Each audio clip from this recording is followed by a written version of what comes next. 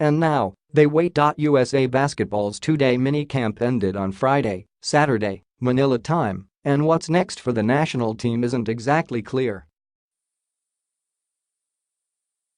If all goes well, they'll be gathering for a camp around this time next year to begin training for the FIBA World Cup in China.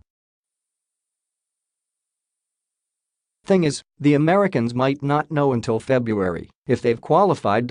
So, while U.S. coach Gregg Popovich of the San Antonio Spurs will keep planning and thinking about what may be ahead, he knows that work comes with no guarantees at this point. "We are not going anywhere if we don't qualify," Popovich said. Jeff Van Gundy has been doing a great job in handling that.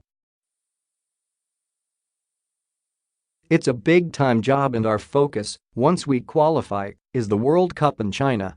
We don't even think about the Olympics. The goal is the World Championship in China next summer. So that's what we are working toward." Van Gundy is coaching the Americans through qualifying for the World Cup. It resumes in September, and the U.S. will keep using G League players, as it has for its first 6 games of the tournament, where it is trying to land a berth in the China field. The Americans are 5-1 so far, though could face serious challenges when the second round begins in Las Vegas in mid-September. Assuming the U.S. qualifies, Popovich expects to have regular discussions with USA basketball officials like Jerry Colangelo about who they'd like to consider for the team, as well as NBA players, to gauge their interest. Hoops capital, LeBron James skipped the minicamp, but he didn't skip Las Vegas. And without question, Vegas is the July basketball capital of the U.S. The NBA Summer League took over the city for basically the first half of the month, playing as many as 10 games a day at UNLV, the same site that USA Basketball used for its minicamp. And this week, the USA minicamp is just one element of what is a massive basketball takeover in Las Vegas. There are no fewer than 3 major tournaments for up and coming high school players going on in Vegas through this weekend, with more than 1,200 teams from all over the country playing at about 60 sites around the city. One estimate says roughly 6,500 basketball games are getting played in Las Vegas this week, or more than 200,000 minutes worth of action. James has been at several games over the course of the week, sometimes watching his son's games, sometimes watching Dwyane Wade's son playing games, and sitting with his former Heat and Cavaliers teammate as well.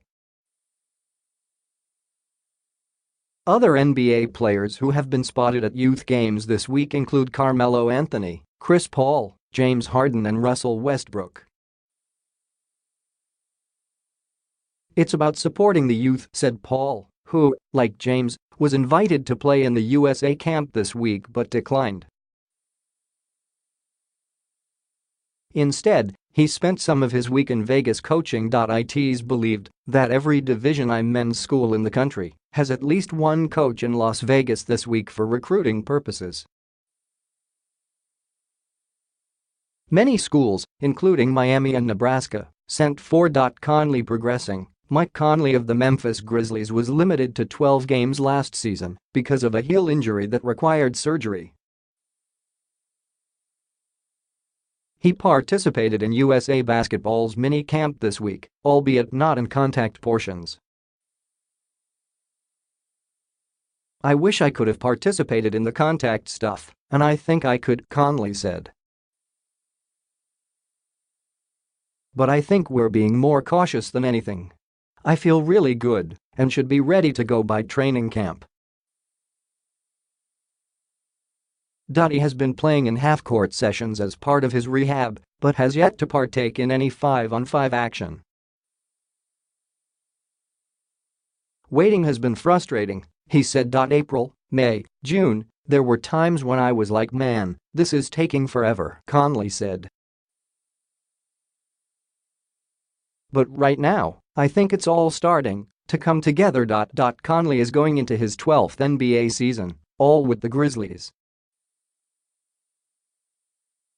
He's averaged 14.3 points and 5.7 assists per game so far in his career. Assistants. USA basketball coach Gregg Popovich had plenty of help in Las Vegas this week.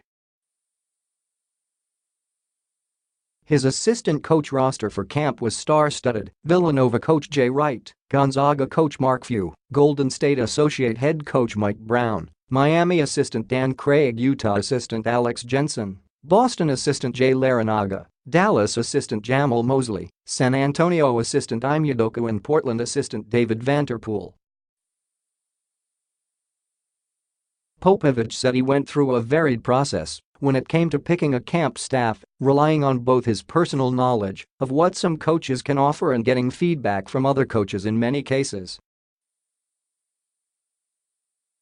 Recommendations, my own knowledge of some of them, and I thought it'd be good for them to get the exposure, Popovich said. For them to be around all these players, I think it helps everybody. I think it's a win-win. Craig said when he got the call from Popovich, he was stunned. The call was brief, he said, and came when Craig was driving to work in Miami a few weeks ago. I was really just flattered and honored that they would think of me, USA Basketball and Coach Popovich, Craig said. Wizard Dad, it's not often that Washington's John Wall takes the court without backcourt partner Bradley Beal. And USA Basketball wanted them both together in Las Vegas this week as well. Beal passed, for good reason. He just became a dad. I know he's excited, Wall said. Definitely didn't want to miss that experience. So we understand why he's not here. If not for that, he definitely would have been here. Going away gifts. Gregg Popovich promised that he would buy some USA basketball players cars based on their performance at camp. He fulfilled his end of the bargain, sort of. Popovich showed up Friday with cars for winners of various drills. They were toy miniature cars, but cars nonetheless. They all laughed. They all thought it was funny, Popovich said.